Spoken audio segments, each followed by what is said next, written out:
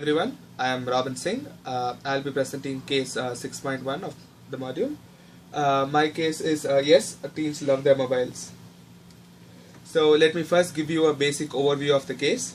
The case deals with the phone habits of teenagers, the age group 12 to 17, both boys and girls.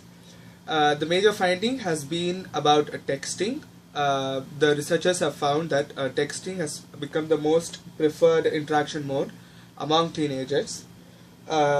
They could see that there has been a significant rise in the number of teens who are texting when compared to the previous year. This is a 2009 survey.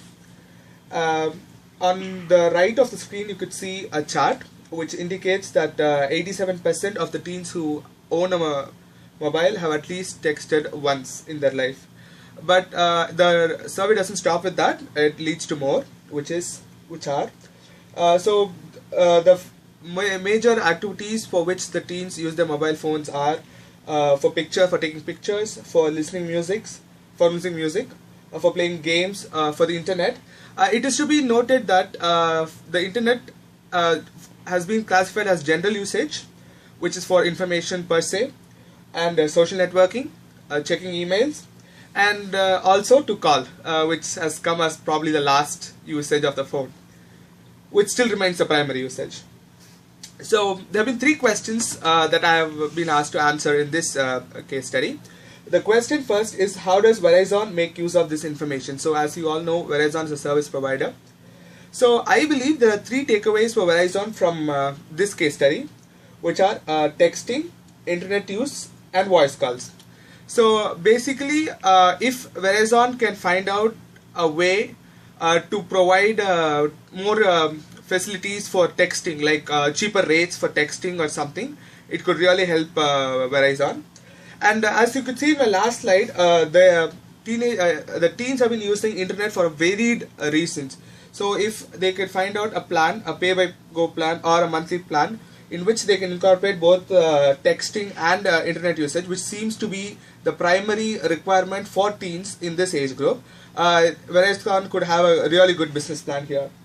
And also the voice calls. So Verizon should be looking at a package for the teens, which may which may help them to use calls, which they primarily use to their parents, and texting and for the internet. So if they can say, okay, you can call one number, text 10 numbers, and have internet package for so much, for so many GBs, I think that would be the perfect package and for the teens. And this is what Verizon should look into. The other important thing is these teens are at the beginning age of their consumer life cycle. That is, they are entering the market at 12 or something. So if Verizon can capture this market, which is poised to grow, they have some loyal customers for life. My second question is what questions would I want to ask the researchers? So my questions are just split into two parts. They are both about the methodology and about the data. So my questions to the researchers are, what were the selection criteria for the sample? So I want to know what was the ideal teenager they were looking. Was it for people who have already got phones?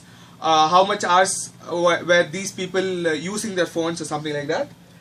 What was the sample size? I wanted to know how much people were covered to find out the credibility of this data that we have received.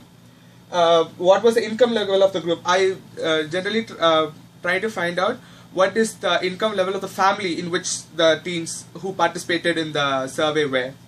And how was the data collection across various parts of the country. So I basically want to know if this survey is a survey that has been done in one particular part, or has it been widespread, so that if I am going to buy this survey, I can use this survey across the country for my purposes.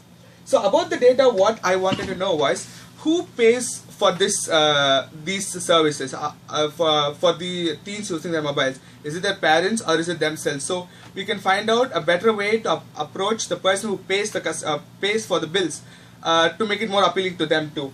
And how much is spent? I think that was one data that I would really want to know before I decide to buy this research from the researchers. So the third question that was, what methods I think the researchers might have used. So I basically think there only two major methods could be used, which are the phone interviews and the online surveys. And for interviews, the advantages, they have the validity. I can, if say I want to know how Robin age 16 in Ohio is using his phone, I can call up Robin age 16 in Ohio and find out. So there is no misinterpretation or misinformation. But the disadvantage is time consuming. The response rate is very low, as in people tend to hang up or answer only when they are free. And the completion rate is also low. The other method is online survey, which has easy access. I can reach a large number of people across different geographical locations. The response rate is much faster in online survey.